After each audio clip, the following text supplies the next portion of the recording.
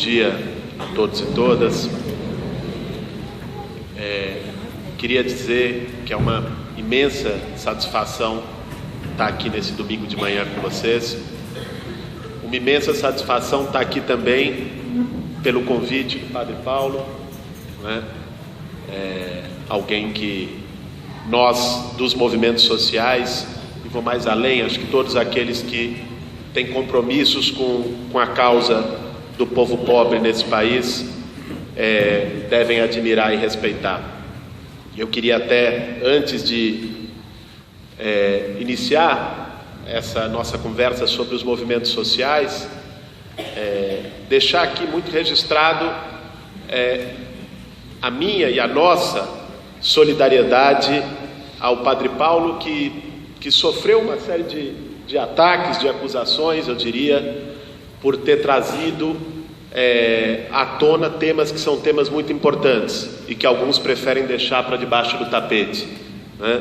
Padre Paulo teve a coragem própria de um cristão autêntico de trazer aqui e colocar, para quem queira ouvir, temas que são polêmicos, temas que alguns preferem esconder, mas que ele teve a coragem de enfrentar, e deixo aqui a minha mais profunda solidariedade, respeito e admiração. Enquanto talvez alguns do andar de cima, Padre Paulo, possam te criticar ou te condenar, tenha certeza que nós aqui do andar de baixo vamos estar sempre te defendendo e se solidarizando com você. Bom, eu queria, para nós falarmos um pouco dos movimentos sociais, convidar a vocês para duas reflexões. Acho que uma primeira reflexão que hoje é necessária para nós é a reflexão sobre como estão as nossas cidades, qual é a situação do povo nas nossas cidades. Nós vivemos no que é a maior cidade do Brasil, uma das maiores cidades do mundo, que é São Paulo, e por mais que a gente ouça falar de progresso, de melhoras, o que nós vemos a cada dia, para quem se atenta para a realidade das cidades brasileiras, é muita exclusão e até uma piora na qualidade de vida de muita gente, né? Se nós retomarmos, eu sei, não vou aqui nem de longe me igualar ao professor e deputado Chico Alencar, que esteve com vocês aqui no domingo passado, não foi? Um historiador e que fala com muita propriedade da história, mas se nós buscarmos um pouquinho a história da nossa cidade, nós vamos nos lembrar que talvez há 50, 60, 70 anos atrás, a cidade de São Paulo era ainda uma cidade no centro, né? Todos moravam, pobres e ricos, moravam vizinhos uns aos outros, né? As pessoas que iam trabalhar, iam de bonde para o seu trabalho, às vezes iam a pé. Não havia essas enormes distâncias separando os trabalhadores do seu trabalho. E ali a cidade era um espaço do encontro. A cidade, desde o princípio, nas suas origens, foi um espaço do encontro, né? Do encontro de diferentes raças, do encontro de diferentes crenças, do encontro de diferentes classes sociais. E pouco a pouco, ao longo das décadas, as nossas cidades foram se tornando espaços do desencontro. Espaços onde os mais ricos, os donos da cidade, os donos das terras, foram expulsando aqueles que tinham menos para regiões mais distantes. E foram surgindo o que são hoje as periferias das cidades, que antes não existiam. Os moradores mais antigos que talvez estejam aqui podem se lembrar de um tempo onde muito desse entorno aqui eram chácaras, né? E esse tempo existiu em quase todas as periferias. O que eles chamaram de desenvolvimento, é verdade que houve desenvolvimento, mas é verdade também que alguns ganharam muito com esse desenvolvimento e outros perderam com ele. Esse desenvolvimento não foi igual para todos. aqueles que moravam perto do seu trabalho, perto dos seus locais de lazer, de recreação, de estudo, essas pessoas foram sendo jogadas para regiões cada vez mais distantes, foram sendo jogadas para periferias, para vilas, para comunidades, para favelas. E essa distância que foi se criando não foi só uma distância física, que já por si é uma distância alarmante, porque hoje há muitas pessoas na nossa cidade que às vezes demoram 1, 2 horas para chegar no seu serviço, mais 1, 2 horas para sair do seu serviço, e uma jornada que seria uma jornada de 8 horas se torna uma jornada de 12 horas, sendo que 4 delas é dentro de um transporte superlotado e indigno, porque essas distâncias foram se ampliando, não é? Quem mora em regiões mais distantes, além de ter que enfrentar essa romaria todos os dias, tem também que suportar serviços que são piores. A oferta de serviços públicos, que deveria ser igual para todos, de serviços de saúde, de educação, de creches, de escolas, de postos de saúde, aqui na periferia é muito inferior ao que é lá no centro, né? Mas essas distâncias físicas talvez não sejam sequer o pior do que esse processo produziu, porque ele produziu também uma distância espiritual, uma distância de segregação e de preconceito. Os muros invisíveis das nossas cidades são mais cruéis que os muros visíveis, né? Onde em determinados bairros alguém que anda naquele bairro e que seja negro ou que seja pobre, né, é suspeito, é abordado, às vezes de forma nada amistosa pelas forças policiais, ou entra, mas só pode entrar pelo elevador de serviço, né? Essas distâncias do preconceito, da intolerância, da segregação foram se criando nas cidades, e as nossas cidades foram se tornando divididas entre uma cidade dos ricos com as suas leis próprias e uma cidade dos pobres, que também se torna para o Estado uma cidade do abandono. E isso teve um reflexo muito forte também sobre a situação de moradia nossa, de todos nós. Muitos de nós, eu imagino que muitos dos que estão aqui hoje, alguns certamente pelo seu esforço, pelo seu trabalho, pelas oportunidades que eventualmente teve, tem a sua casa, conquistou a sua morada dignamente. Outros talvez ainda hoje estejam sob a cruz do aluguel, né? E todo final do mês tenha o duro dilema entre muitas vezes escolher pagar o aluguel para o proprietário que cobra ou comprar algo a mais para o filho que está pedindo. E esse problema que foi se produzindo nas nossas cidades ao longo dos últimos anos se agravou muito no último período. Todos aqui sabem o quanto aumentou o preço da terra, o quanto as nossas cidades passaram por um processo de valorização, de especulação. E às vezes valorização a gente pensa como algo positivo, mas não. A valorização muitas vezes é irmã da exclusão, porque a valorização ela é boa para aquele que tem muito e que vai vender com a valorização, mas é péssima para aquele que precisa ali todo mês pagar o seu aluguel. Ou a valorização do custo de vida em bairros que eram mais populares e que vão se tornando, pelo aumento do custo de vida, mais difíceis para que a maioria possa viver neles. E esse aumento dos aluguéis, que é um fenômeno dramático, né? Trago aqui para vocês um dado, não é só uma abstração nossa, né?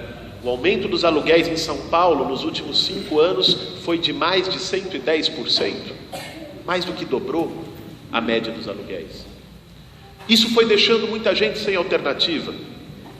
Digo isso porque às vezes muitos de vocês talvez, quando tenham se deparado no ano passado com a ocupação Copa do Povo, com aqueles barracos de lona naquele terreno tenham tido um primeiro pensamento negativo e tenham pensado: poxa, eu trabalhei para conseguir o meu, por que essas pessoas não fazem o mesmo?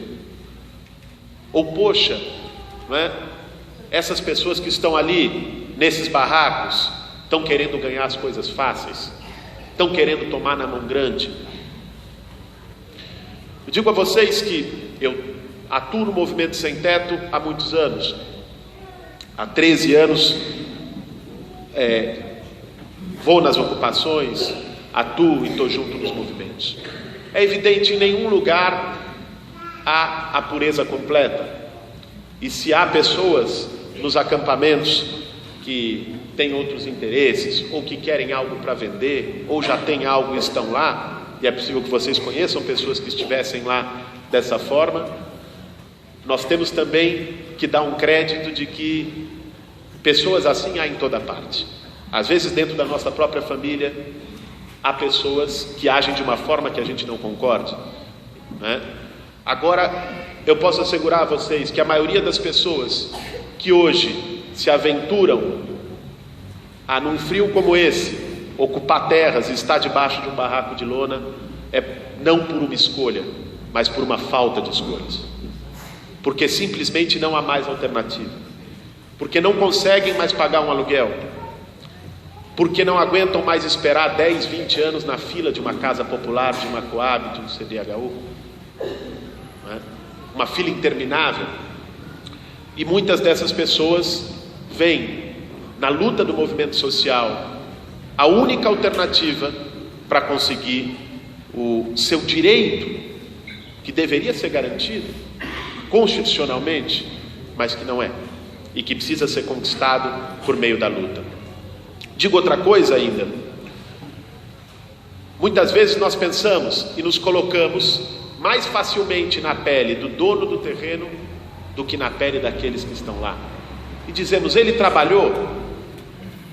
Se nós olharmos a história da propriedade da terra no nosso país, nós vamos ver que, não estou falando do lote que cada um aqui possa ter conquistado pelo seu trabalho, e esse jamais, qualquer movimento social digno desse nome vai chegar perto disso, porque sempre vai respeitar aquilo que cada trabalhador conquistou. Mas falo de grandes porções de terra, e essas raramente foram conquistadas pelo suor do trabalho. Muitas vezes foram conquistadas com grilagens, com falcatruas em cartórios, né? Com acordos obscuros com governos que sequer pagam os seus impostos, o mínimo. Cada um aqui possivelmente paga algo de IPTU, certamente, se tem um automóvel, um carrinho, paga o seu IPVA. Cada coisa que compra na mercearia, no mercado, tem ali a sua cota de imposto. A construtora, que era dona do terreno onde se deu a ocupação Copa do Povo aqui em Itaquera, vocês sabem quanto ela pagava de imposto por ano? Nós, quando houve o processo judicial, pudemos ver isso. Ela pagava R$57 por ano de imposto para um terreno de 150 mil metros quadrados. E o que é pior, estava 2 anos atrasado. Uma construtora. Isso não é uma posse legítima, não é? Diante de um país com tantas desigualdades, diante de um país com tanta disparidade e com tanta gente sem terra e sem teto. Hoje, para nós é um orgulho dizer que essa construtora era a dona deste terreno, porque pela luta daquelas milhares de pessoas que estiveram na Copa do Povo, esse terreno hoje se tornou um terreno daqueles trabalhadores, e lá vai ser construída a moradia popular. Inclusive, nessa semana, Padre Paulo, foi sexta-feira última, antes de ontem, foi assinado pelo Ministério das Cidades a liberação do recurso para a compra do terreno, que já formalmente está sendo repassado para o nome do movimento, para que possa construir 2.700 moradias naquele terreno, onde durante muitos anos, quem é dali, daquela região do Gleba e do Elian sabe, aquele terreno durante muitos anos serviu de morada para ratos, para baratas e para criminalidade, né? Agora vai ser morada honrada de famílias de trabalhadores que conquistaram aquilo por meio da sua luta. Esse é um papel do movimento social, é fazer esta luta, fazer este enfrentamento quando os outros canais estão fechados. Para nós, gostaríamos muito de não precisar ocupar terra. Acho que cada um que entra numa ocupação de terra gostaria muito de não precisar fazê-lo, se pelos meios que lhes estão disponíveis na sociedade pudesse obter a sua moradia digna. Lamentavelmente não é assim. E acho que isso é algo que cada um de nós deve pensar, deve refletir quando se depara com uma luta do movimento social que muitas vezes é controversa. É um conflito, não é? Não é consensual, mas no mínimo podemos ter motivos prós e contras, mas temos de reconhecer a legitimidade daquelas pessoas estarem lá lutando por um direito, lutando por um teto, lutando por algo que é devido a todos nós. Uma segunda reflexão que eu queria trazer nessa manhã é, além da situação da nossa cidade, a situação do nosso país. Nós vivemos hoje um momento de crise, ouvimos isso em toda parte, ligamos a televisão, andamos pela rua e se fala em crise. Agora, poucas vezes se fala em que crise é essa, e poucas vezes nós paramos para pensar que crise é essa em que o nosso país e em que nós, por consequência, estamos metidos. E hoje, se nós olharmos para a política do nosso país, lá em Brasília, o governo, o Congresso Nacional, nós vamos encontrar com muita facilidade as razões dessa crise e para quem essa crise de fato é jogada, para quem a conta dessa crise é jogada, né? Crises nós já vivemos muitas. Aliás, o povo mais pobre desse país, a maioria do povo desse país, viveu mais tempo em crise do que em bonança, né? Agora, costuma-se dizer o ditado de que crise para rico é cortar a sobremesa, né? Hoje nem mais. Crise para o rico é ganhar ainda mais dinheiro, né? O que nós temos visto na forma como tem sido aplicado a política no nosso país é que os custos têm vindo todos para nós. Está sendo aplicado hoje no Brasil, do ponto de vista econômico, um ajuste fiscal. Nós sabemos disso, vocês devem ter ouvido falar disso nos jornais. Agora, esse ajuste fiscal é aplicado sob o argumento de que acabou o dinheiro, de que precisa ter cortes, de que nós estamos gastando mais do que arrecadamos. Agora, vamos supor que isso seja verdadeiro, e vamos supor que de fato precise se ajustar as contas e ter cortes. De que lado se corta? Porque sempre do lado de cá? Porque sempre quando se fala em cortes, se fala em cortar empregos, se fala em atacar direitos sociais, se fala em cortar dinheiro da moradia e da educação, se fala em cortar seguro-desemprego, em cortar aposentadorias, em reduzir os salários. Por que, ao invés disso, quando se fala em cortes, não vamos pensar em cortar no andar de cima, em taxar, ajustar aqueles que nunca foram taxados e ajustados nesse país, nessa história de 500 anos, em taxar as grandes fortunas? Há estudos de economistas muito sérios que dizem que se fizesse o governo hoje um imposto sobre grandes fortunas, arrecadaria 100 bilhões de reais por ano. Isso dá muito mais do que foi cortado em moradia, em educação, em seguro-desemprego, em direitos sociais. Por que não vai se taxar remessas de lucro para o exterior, se taxar os bancos, se reduzir os juros? Fala-se muito no Bolsa Família, nos gastos sociais, e dizem que isso seria o descontrole. Com Bolsa Família se gasta no nosso país por ano 30 bilhões de reais. É muito para nós, certamente. Mas com outro Bolsa, que é o Bolsa Banqueiro, que é o que o país paga pelos juros da dívida pública, por ano são 918 bilhões de reais. 30 vezes mais para lá. Por que não se corta aí? Essa é a pergunta que os movimentos sociais fazem hoje. E essa é a pergunta que eu acho que cada um de nós, cidadãos, conscientes dos nossos direitos, precisamos nos colocar hoje. Quando ouvimos falar em corte, em ajuste, em arroxo, não é? Nos perguntar por que arroxo nas costas dos mesmos, sempre. E esses mesmos somos nós, é a maioria do povo brasileiro. Outro ponto que, dentro da realidade política do nosso país, nos alarma hoje, é o que nós estamos vendo no Congresso Nacional. Creio que muitos de vocês estão acompanhando. O Congresso Nacional cada vez mais aprova leis que são contra o povo. Nós sempre reclamamos, os deputados não trabalham. Quando eles resolveram trabalhar, resolveram usar todo esse tempo e esforço de trabalho contra os trabalhadores, contra o Brasil. Estão aprovando leis que são insensatas, leis que nos atacam ainda mais. E muitas vezes sob um silêncio sepulcral da grande mídia. Algo que, se não fossem oportunidades como essas que o Padre Paulo oferece, muitos de nós não teríamos acesso, não é?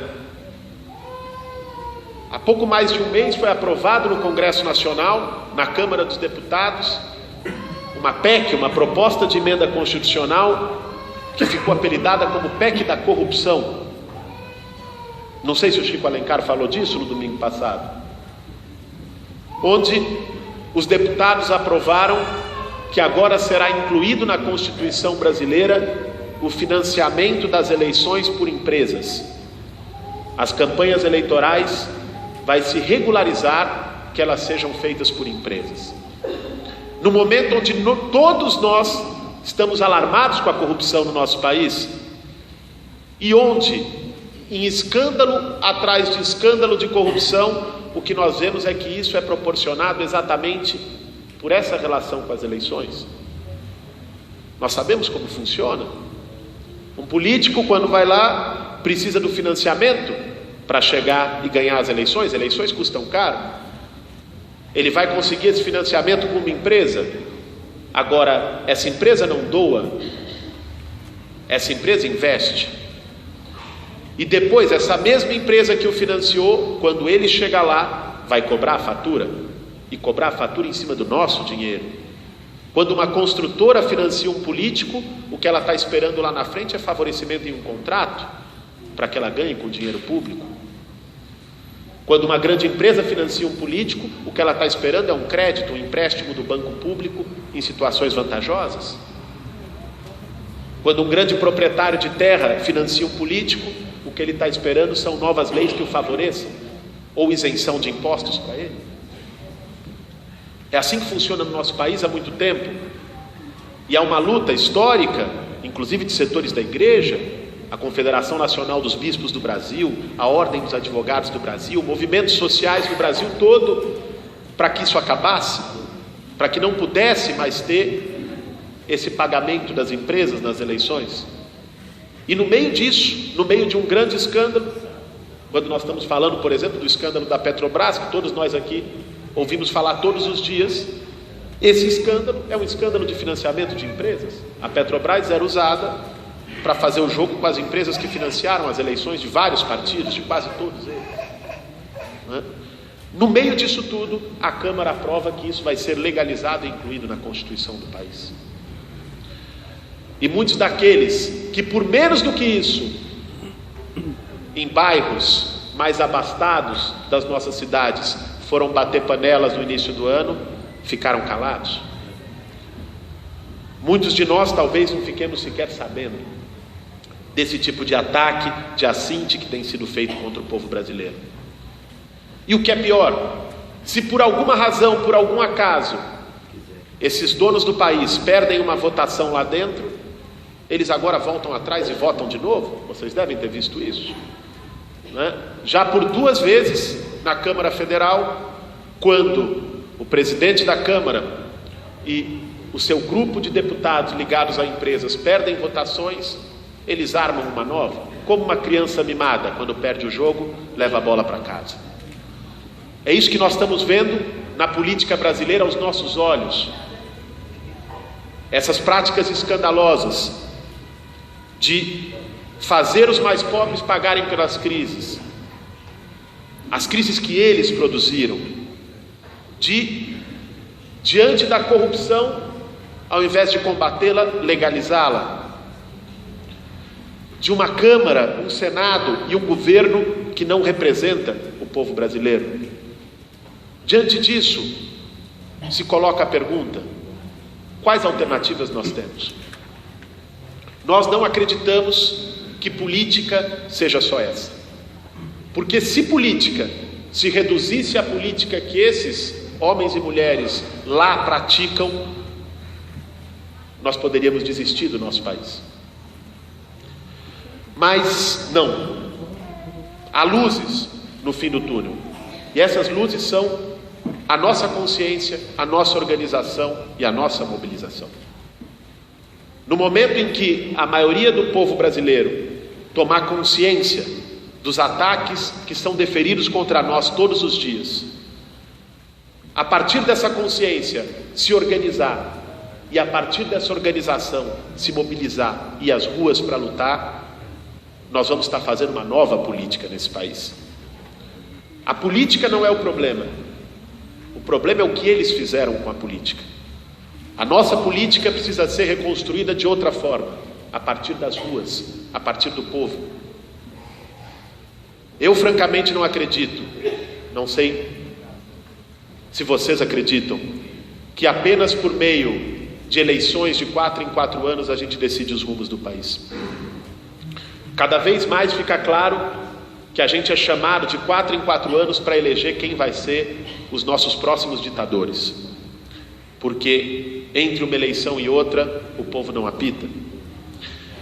A política que nós precisamos reconstruir e refazer nesse país é a política das ruas, a política dessa discussão, ampliando-a, fazendo-a nos bairros, fazendo-a em mais igrejas, fazendo-a nas comunidades. Esse é o trabalho dos movimentos sociais. Quando nós falamos em movimento social, nós estamos falando em quando as vias da política deles está obstruída, nós construímos a nossa política, com a vitalidade das ruas, com consciência, com diálogo. Nós construímos a nossa política quando a política de moradia do governo não atende aos mais pobres, o povo se organiza e faz as suas ocupações. Quando a política do país fecha espaço para a participação e para a decisão da maioria, nós nos organizamos e vamos às ruas. Esse é o papel dos movimentos sociais, e isso é a mensagem que eu queria deixar hoje aqui para vocês, esperando que cada um e cada uma possa refletir sobre isso e estar junto conosco nessa batalha, nesse enfrentamento, não só por moradia, não só pelos nossos direitos mais imediatos, mas para mudarmos esse país. Não basta criticarmos a política sentados na comodidade da nossa poltrona. Não basta criticarmos a política entre amigos, nos corredores, em festas e encontros.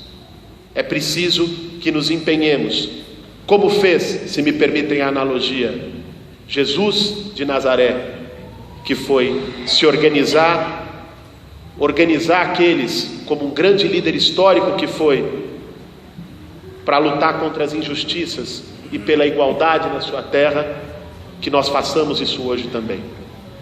Esse é o nosso papel, esse é o papel de cidadãos conscientes, se organizar, lutar por um novo país e por mais igualdade social. Obrigado a vocês pela paciência, obrigado, Padre Paulo, mais uma vez pelo convite.